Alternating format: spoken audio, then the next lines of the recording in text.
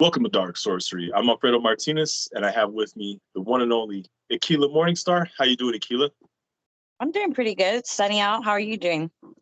I'm doing good. It's a nice, chill day. And welcome to another episode of DreamCatcherz. And today, I thought I'd touch on a topic that I think would be interesting. We haven't talked on much. Ikela, go ahead and explain how your magical path began. What led up to where you are right now? Yeah, so it's kind of a two-part story. So when I was 11 and I was, in puberty and I was like really soul searching and I started to get into witchcraft. And back then we didn't have like the luxury of phones and computers. So I literally had to go to the like library and kind of like do my own research. And I was kind of dabbling in it for a while. And then I went to go stay with my dad. And my stepmom found me doing a ritual with my little brother. And she like made it a big old thing. And they shamed me so bad that I ended up burning all of it in this barrel. Right. And then as, I got older, I've looked for something, I know there's something out there. Right. So, I've dabbled in different religions and all of that. And most of my life was hell. Like I struggled from like childhood trauma and stuff like that. I've dabbled with drugs and alcohol and all kinds of stuff. And I was like on this spiritual journey trying to figure out who I was. And like, I was so desperate.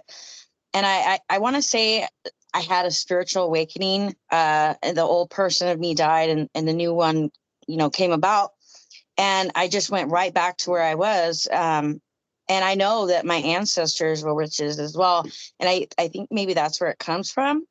And I also think that you can't compare one practitioner to the next because like you might have, only had 2 years experience and I could have had 10, but it depends on how much effort and how much you want to learn, you know what I mean? So yeah, that's pretty much my story. Yeah.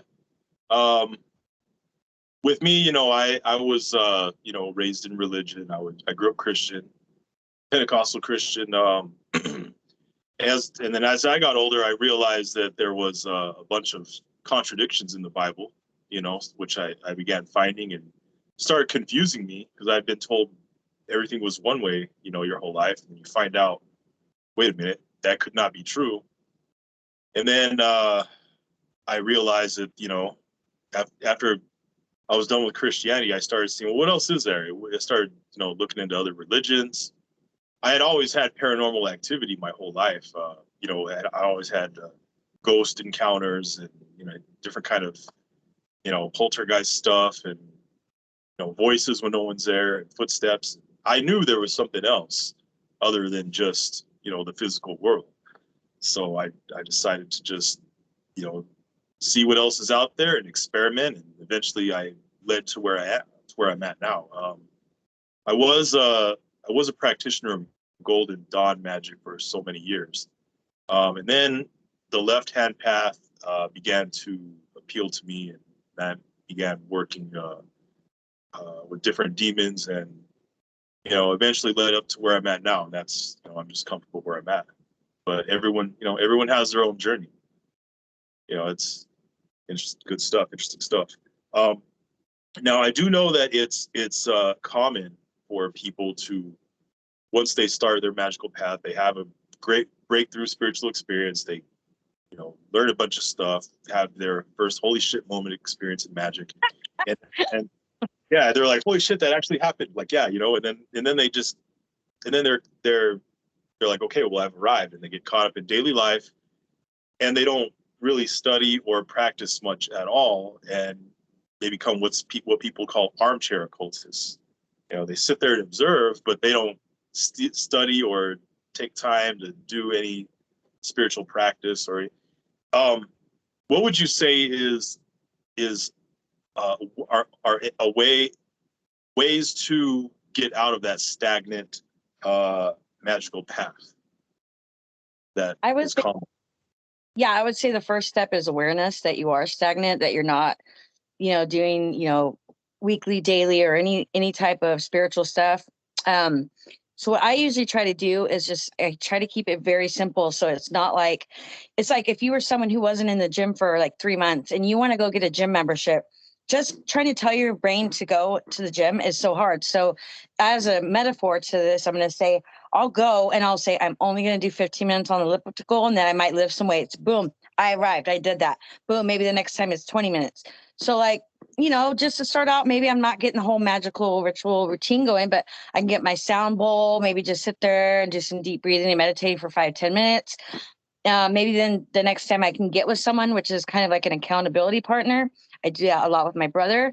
And honestly, like I used to prep so much for doing a ritual that my prep time took more than the actual ritual.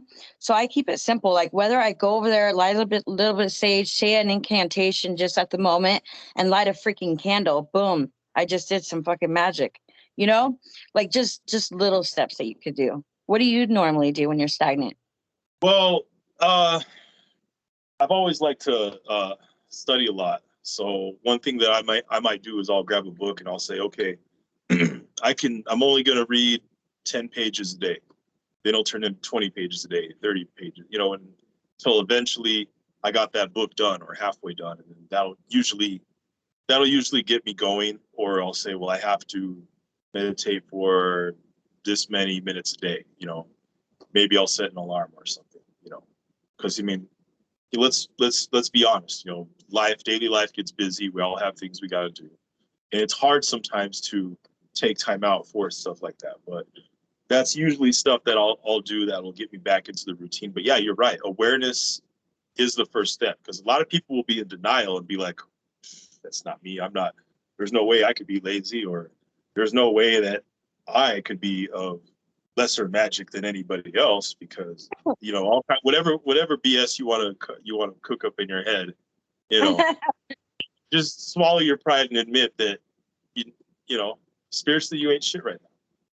Let's be real. So people are gonna get their feelings hurt today. Say that, though. No one wants to say that. But again, with growth, a lot of it has to do with killing the ego, or just having the ego step aside and say, hey, look, this is what's got to be done. Yeah. You made a good point on that, becoming aware.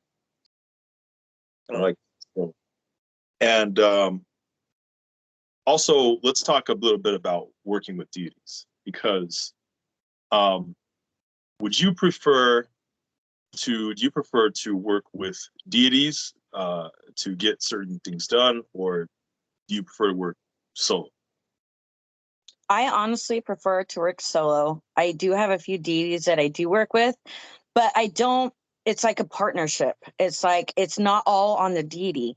Because to me, I want to say this, I don't want to be like codependent on a deity to do work that I know I can do myself.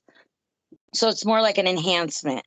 It's just adding the extra seasoning to the cooking, like really spice it up.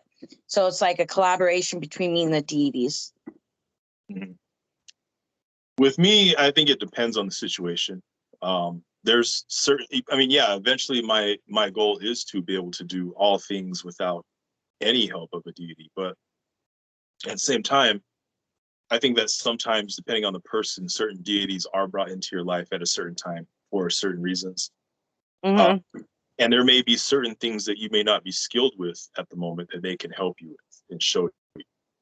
But I try to limit that, and I try to work on myself and only work with, with a demon, if a particular demon, if I need certain thing done. Because the thing, let's be honest, when working with demons, there's always give and take. Nothing is free. They'll say, usually they'll say, well, okay, I'll help you out with this, but what are you going to do for me?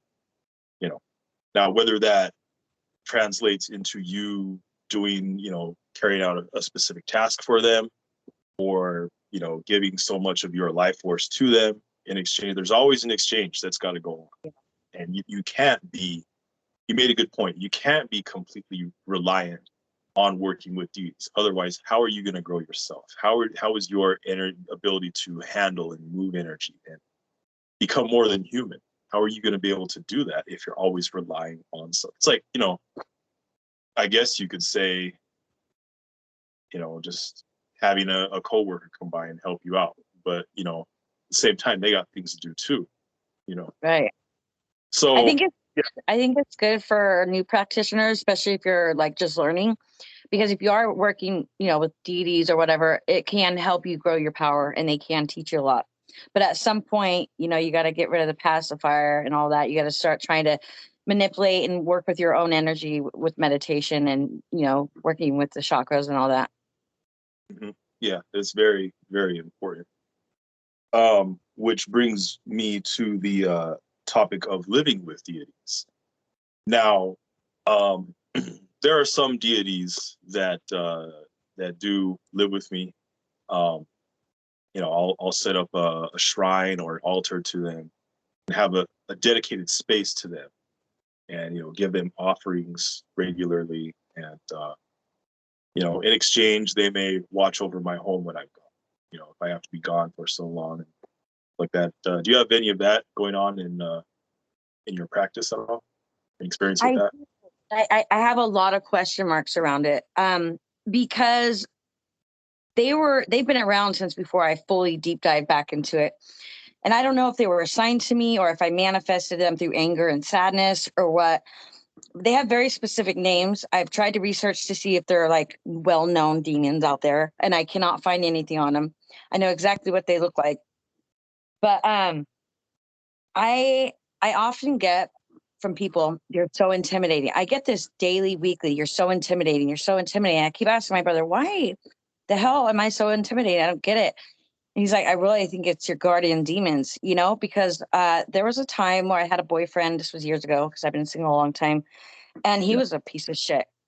And he was laying in the bed next to me, and I could see my guardians. And they started walking up to the bed all fucking crazy. And they bent down and they started choking him.